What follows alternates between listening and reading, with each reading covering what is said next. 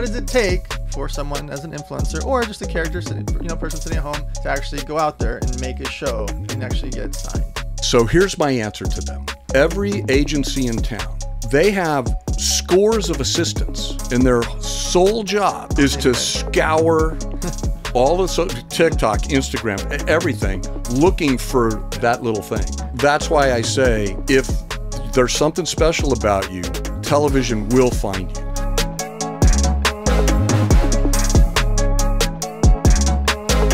Ladies and gentlemen, welcome to a very, very special edition of the Money Mondays, because I have the CEO of it all.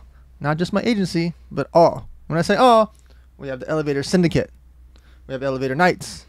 We have Elevator Rolling Fund. We have Elevator Speakers. All stemming from Elevator Studios, our agency that spent over $60 million with influencers, doing 110,000 paid posts over the years. But what you're intrigued for is this gentleman has a 30-year-long TV career before joining me half a decade ago. So how did I convince him? I have no idea. It took me 5 months of negotiations to get him over here.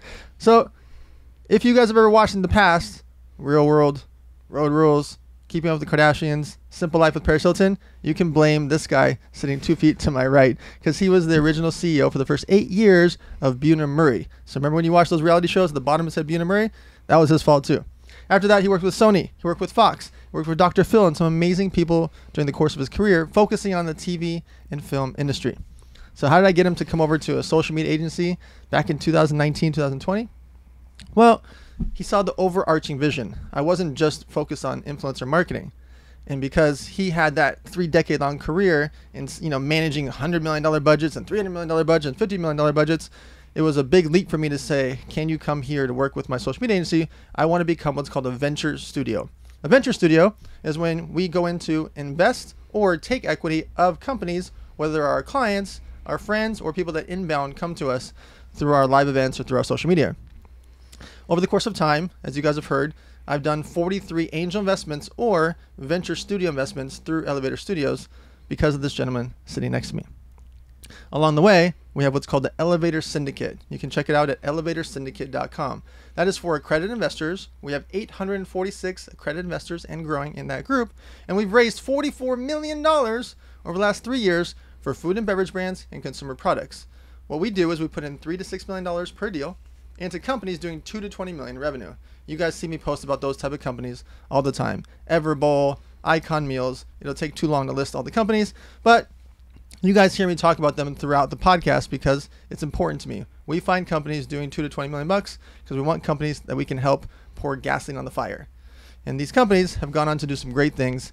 And so, without further ado, make sure you listen carefully, because this is the one human on the planet that I listen to, because he is my CEO, Mr. Joey Carson. Well, thank you very much. I can't believe we're actually sitting together on the same couch in the same place. At the same time. Right. That never happens. Okay. So, Joey, typically I say give us the quick 2-minute bio so we can get straight to the money. But if you need a little bit more than 2 minutes because of your career, go for it. Well, I think you covered a lot of it there. Been very blessed with my career. Came out here in the late 80s after I graduated from college, actually to pursue a music career. Last thing I wanted to do was get a job. Yeah. So I spent the first 10 years of my career working in the studio system. I worked for Columbia Pictures Television first, and then I worked for Fox, which was really the big leap in my career early on, because it was the early days of Fox when the network was just getting going. Yeah. And we were doing everything. We did all of the daytime syndication shows, all the talk shows. We did cable television shows. That was back in the days. For the older people in your audience would remember Movies of the Week. Mm-hmm. We did that. So we had a lot of fun. And I had great mentors in that job, and they gave me a lot of leeway. So before I had joined Fox, I had never been to New York in my life. And suddenly now I'm flying there almost every other week. Yeah. Sure. Doing all the production in New York and that sort of thing, which was really good. And I went about as far as I could go at Fox. And then that's when I met the folks at Buena Murray, John and Mary Ellis. I had actually known of them and worked with them at Fox. I'd actually given them money for a pilot at the time. Yeah. And it was a really nice experience working with them. And then I found out through an agent friend of mine that they were looking to kind of take this company to the next level and that sort of thing. So we met and I joined them, and we did a lot of really cool things together. Sure. We did a lot of things for the first time that people had never done. You know, when we did The Simple Life, that was the very first network primetime reality show, which you just don't see. Like all the network shows that are on now, they're all game shows and that sort of thing.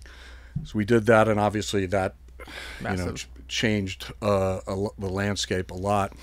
We were the first people on that show to put video content on the phone, which was kind of an idea that I had. In fact, a lot of the things that I did back then and we did together and I've done since were really basic entrepreneurial things, like how do we create a new revenue stream, right?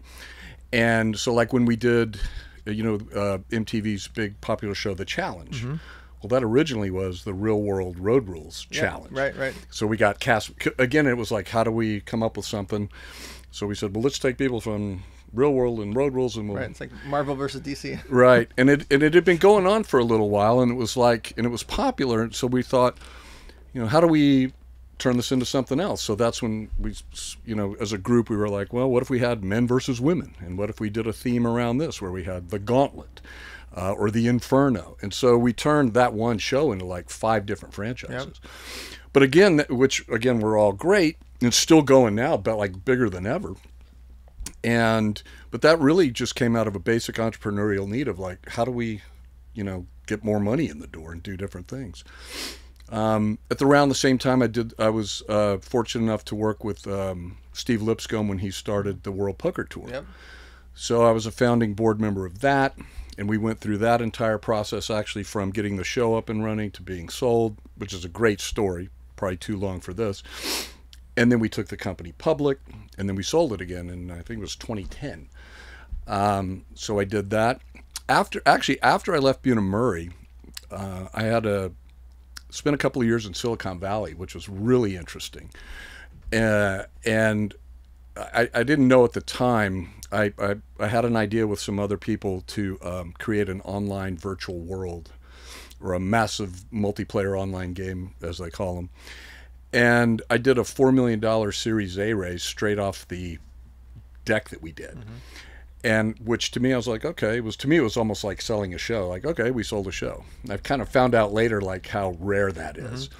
So that was a really fun experience, and did that for a few years. Ultimately, that company didn't survive due to the 2008 financial crisis. And then sometime after that, I went to work with Dr. Phil. He and I had been friends since he moved to California. I was the first person that he met when and he's from Texas, I'm from Texas. He played football, I played football. He was a huge tennis player, I'm a huge tennis player. So we just started hanging out, spending a lot of time together, and we're just, the best of friends for well over a decade before I ever went to work for him. And actually after I left Dr. Phil is when you and I met. And which, by the way, I just realized this. Next week it'll be 6 years. 6 years that I actually started. So we were already having lunches and talking. But yeah, I think next week is the 6-year anniversary of us being together. That's when this episode comes out. So it's coming out on our 6th anniversary. This comes out next Monday. There you go. Okay, Joey. So we covered 3 core topics here: how to make money, how to invest money, how to give away to charity. On the make money side, how do TV stars, or especially reality stars, make money? Well, it's different now than it was 20 years ago when I first started. Originally, pretty much the only way a reality TV star would make money is by getting an episodic fee, which back in those days is really small, maybe $3,000 an episode, maybe $5,000 an episode, sometimes in rare cases $10,000 an episode. And that was it. It was just, so if you're in 10 episodes and you got 10,000 an episode, you made, 100 grand. That was it. Later on, actually, honestly, I think really Paris Hilton was the first one to really break that boundary. Like when we originally did that show, she had this vision of becoming everything that she is today. But back then it was just an idea for her. She was like, I want to have a fashion brand. I want to have a fragrance brand. I want to, all these things. And no one had really done that before. And so she used the show to kind of springboard herself into that stratosphere. These days now, it's still pretty much the same. It's very hard for a reality star to carve out. The only thing they can really carve out is like whatever their existing business is. But by being on television, like I remember even back in the Simple Life days, and even with World Poker Tour, what we used to say at World Poker Tour is the show is the commercial for the tour, right? So if you're on a reality show, it's really a commercial for the ventures that you're doing. And because where are you going to get that airtime? Sure. Right? Like, you know, a 30-second spot costs, you know, tens, maybe even hundreds of thousands of dollars a minute, and it's a commercial. Here, you're just, your brand is on television. Yeah. Right. So there's a lot of free promotion there. So the smart, and again, since Paris was really the first one to do it, I mean, obviously you've seen what the Kardashians have done. I mean, there's multi-billion-dollar companies going on there, strictly as a result of that. So you're not really going to, I always tell people if they're going to be on a reality show or whatever, you're not going to make money. In fact, it's probably going to cost you money by the time you get a lawyer to review the contract and all of that. But think a little bit down the road of how this benefits your personal brand. A lot of kind of what you talk about in personal branding, yep. Right? Okay. So I need you to do a reality check for people. Okay. We're in Hollywood.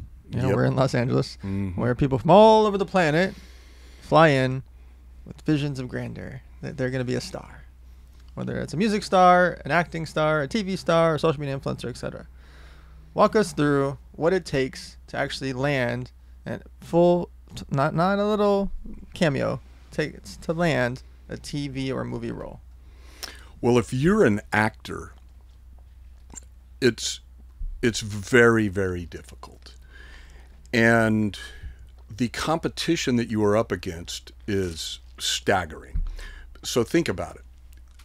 If you have been in plays all your life, and maybe you went to college and you got a BFA in college, and then maybe you even got a master's, you got an MFA from a prestigious school like Yale or something like that, that's still no guarantee that just because you have that education, it does not really matter when it comes down to a casting session. Right. Right? It just, what you want to, I have a very close friend who's like a very well-known famous acting teacher. Her name is Leslie Kahn. And she has a line that I think is really good. And she says, I don't want your acting to be the problem. Right? So when you walk in there, your acting is nailed. And so then it really just becomes about your interpretation of what's on the page and how you read for that role. I'll give you an example. Think about it. Most people watch any TV show and they think, how hard can it be? Right. I could do that. Yeah. Like, I mean, how hard is it? I just memorize some lines. That's not the case. Matt Damon, no problem. Tom Cruise, yeah. whatever. Yeah, they're just, and these guys are so good. Yeah. And they've been around for so long. And this is the sign of a true master. It looks like they're not acting at all. Right, Leonardo DiCaprio. Yeah, it looks like they're not doing anything. Yeah. But that's because, but if you take any pro athlete, pro musician, and when they're doing, like if you watch, you know, LeBron Michael Jordan, LeBron, yeah. It's like, you know, right?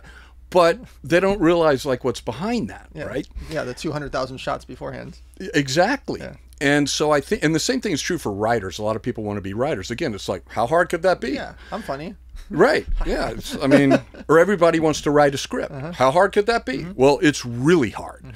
And so with acting, I tell people, you know, treat it like, you have to think about it. You're coming out here competing against professionals that have been doing it for a long time. That would be like me saying, you know what, I'm going to go play on the ATP tennis tour. Now, I'm a really good tennis player. I'm nationally ranked in my age group. I have been like my whole life. But that's a far cry from being... Go fight with Federer. Right. I wouldn't even get a point. Right. And so people, when they think about it, when they say, I'm going to come to Hollywood, I'm going to be an actor, that's literally like saying, I'm going to go be in the NFL. So that's the reality check. But the way to mitigate that is just like LeBron or Steph Curry or anybody just, you know, shoots 1,000 balls a day. Right. You have to do that with your acting. You have to be practicing every single day, doing scenes. Like you and I would do a scene for at least an hour. Think about it. If you want to be a professional athlete, what's better if you're going to train 1 hour a day or 2 hours a day or 3 hours a day, right? Or be like Kobe and train all the hours of the day. Or yeah, you have 2 a days. Yeah. You train in the morning, you train in the afternoon. Yeah. So people think, and it's hard. Look, you come out here, you got to work. So most people, they have to get a job. When are you going to have time to? Well, you actually do have time to practice and rehearse and do scene work and those sort of things. But then you go on the audition. The other thing that's different about, here's the other reality check for everyone out there, is that in the old days, if you got called in for a role to read, you would go down to the casting director's office and wait in line, almost like the doctor's office, and then you would go in and read in front of the casting directors, the writers, the other studio executives, or whatever. That's all gone. Everything's on Zoom now. Wow. Yeah. So look at it this way. If you're a casting director, and before you might see 10, 12, maybe call it 20 people a day. But those are appointments, people coming in, doing all that. Yeah.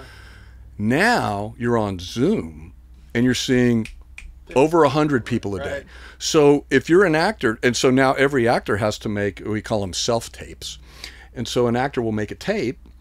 Well, your tape has to be good, like within 3 seconds, or else, boom, you're out on to the next person. So it's that much harder to break into it as an actor. That's not saying you can't do it. Of course. A lot of it also depends on what you look like. Like, what is the role? Right. Like, you and I would never be cast for the same role, right? I'd get some old guy role. So that's a huge part of it. So, and remember, if they're looking for somebody that's in my age group that looks like me, there's probably seeing 300 other people that look exactly like me and might be better than me, probably are better than me. Okay. So there is a lot more platforms now for people to work with compared to back in the days when we could name the channels before. Right. MTV, BET, VH1, ABC, CBS. Like, we could literally name the 30, 40 channels, and there was 99 total, right? Mm-hmm. Now there's 1,000+ channels that we can't even think of, never even seen in our lives. And there's Hulu, Apple has their own platform, YouTube has their own platform. I can't even name how many platforms are. And then there's sub-platforms with Peacock having over here, HBO Go changed their name to this thing over here, and Cinemax changed their name to this, and there's just like a whirlwind of platforms, and each of them need content. Some of them have gotten hundreds of millions of dollars or billions of dollars in funding to create these platforms to fight against the holy mecca, which is Netflix, right? Mm-hmm. With so many shows that are out there, there are a lot more roles, but how do you stand out once you land a role? So now you've gotten onto a TV show. Now, how do you stand out when there's thousands of other shows? Well, depending on what your contract is with the show and confidentiality and all the things surrounding about that, it can actually help you enormously because, and actually, as the studio, if they're bringing you in and you have a following of 2, 3, 4, 10 million people, that actually helps the studio. Sure. So they're also looking at that as well. And that's really true in the book space. Like, think about it. How many authors have come to me in the past couple of years with good pitches for books, good outlines, and they've gotten the meeting with, say, Simon & Schuster or somebody like that. And ultimately they've been turned down because, and the note always is, go build up your social media following and come back because they need help getting it out there. So it's almost incumbent upon you, if you're in your brand, especially in these areas, to really work on that, because it's just going to be one more reason why the studio is going to choose to work with you. Like, let's say you're on the edge and it's close or whatever, but if you have an active, engaged following and are popular, for lack of a better word, that's going to help you. Conversely, though, a lot of people think that because, like, let's just say somebody has a big social media presence. I can't even count the amount of times people have come to me in these last several years, especially since you and I have been together, and saying, hey, you create a reality TV show around me. For sure. How many times does that happen? That was my next question. Yeah. That's literally my next question. Well, let me ask you the question. So that was legitimately the next question. So we're also in LA and Hollywood, and we are bombarded. You and I with Elevator Studio, we have 3,500 influencers that we've W9'd. We've actually physically have their tax information and paid. Yeah, that was just last year. And all of them, not all of them, but most of them think that they could have their own TV show. Mm-hmm. What does it take for someone as an influencer or just a character person sitting at home that think that their household is funny, their family's hilarious, they should have a show because everyone seems to think that. What does it take to actually go out there and make a show and actually get signed? Everybody thinks they are a reality show. And the truth is, you're not. And so here's my answer to them. If you're worthy, for lack of a better word, of having a reality TV show based around you, television will find you. I always tell people that. And here's why. Every agency in town, every production company, so think William Morris, CAA, UTA, on and on.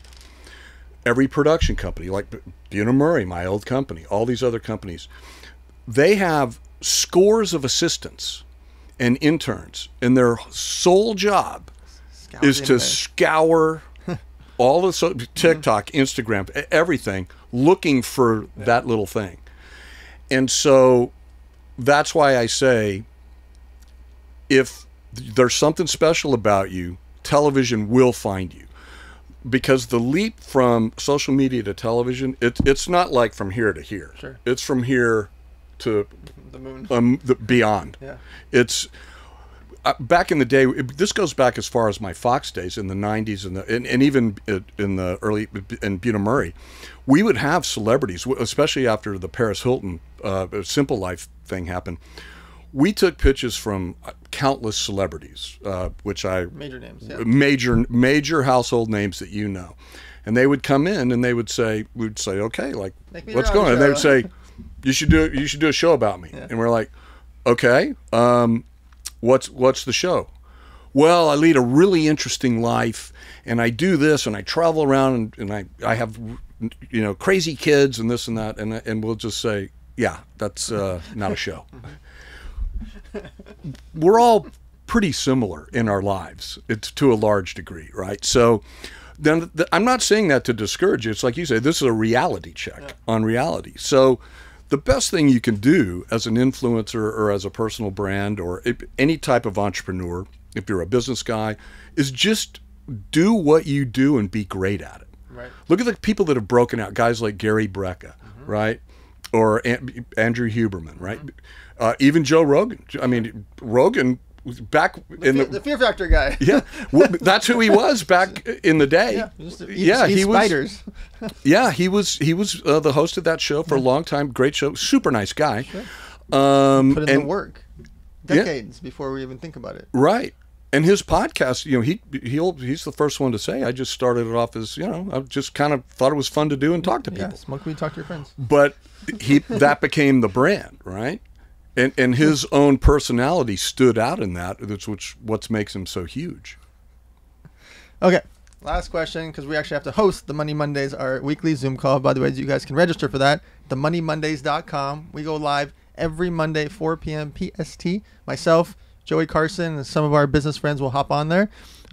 Actually, wow, I got to go. So, final question, because we're going to have Joey back on, because we talked all TV this time. I want to bring him back on to talk about the agency, influencers, and that whole world, and all of our craziness and our investments. So, Joey Carson, out of all the guests, I've never had the same answer. And again, I don't think I'm going to have the same answer right now. Uh-oh. Okay. 100 years from now, when Joey passes away, you're going to be many, many years, 100 years, 120 years from now. You're going to have robot arms and biotechnology and keep going. And let's say you've got $100 million at the time. What percentage of the $100 million do you leave to your two daughters? All of it. Because I trust them to carry the values that I hopefully instilled in them to do the right thing with it. Both for themselves and for other people, to create opportunities, to give to various charities, whatever. But I would trust them. God, I love that. He said it's so clean, so powerful. All right, guys, we're going to bring Joey back on. We might even film it tonight for all I know.